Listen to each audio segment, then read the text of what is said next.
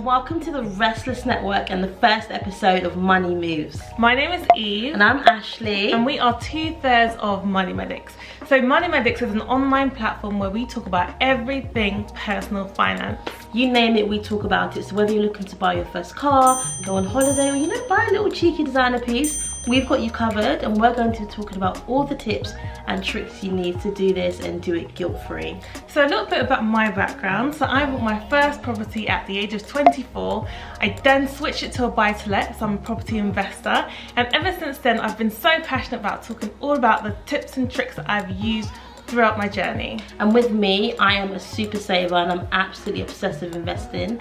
And with this, I was able to save £10,000 on an £18,500 salary in 1 year. So I teach people how to cut, save and invest. And it hasn't always been easy. We've had our ups and downs, we've been in debt. Trust me, we've experienced it. But the point is that we've got out on the other end.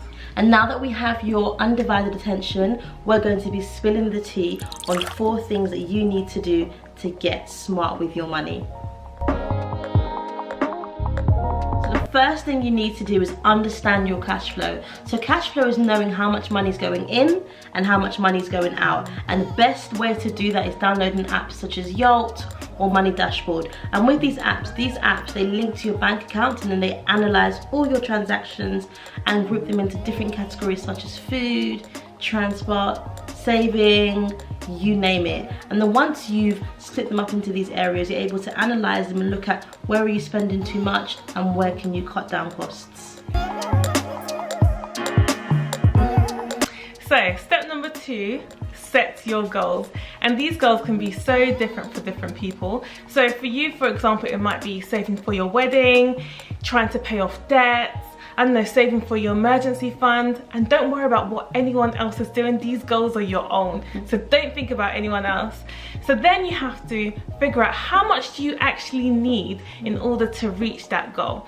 So for example, if your goal is that you want to save £2,000 for your emergency fund by the end of next year, then you need to think, okay, cool, work backwards. That means you need to save £166 every month, and then by the end of the year, you would have reached that goal. So when you break down your goals like this, it makes it so much more achievable. Step number 3, getting rid of debt. If you have any outstanding debt, your number 1 priority is to get rid of it and get rid of it fast. But remember, not all debt is the same. So for example, your credit card debt is going to be more important to get rid of than your student loan debt. So one thing that you can do today that will take a couple of minutes is call up your credit card provider, explain to them that you've been with them for a long period of time, and see if you guys can strike up a deal. See what they can do with you. And I've done this personally myself. Some of these credit card providers, they can cancel your fees, they can even refund you interest that you've paid in the past or put you onto a payment plan. So step number 4, find an easy way to save. And there are apps that make this so effortless nowadays. So you've got apps like Chip, apps like Plum, and what they do, they link to your accounts, they analyze your spending and automatically save for you. And they do this in so many different ways. So one example is like roundups. So what they'll do, anytime you spend, they round your amount up to the nearest pound and save the change for you.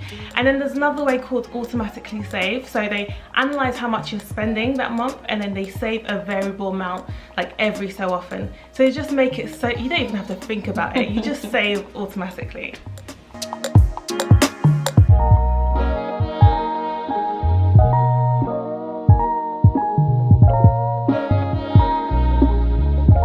So those are our 4 top tips and we hope you found them useful. And if you like what you heard, make sure you watch out for more episodes of Money Moves on the Restless Network. Bye, Bye guys.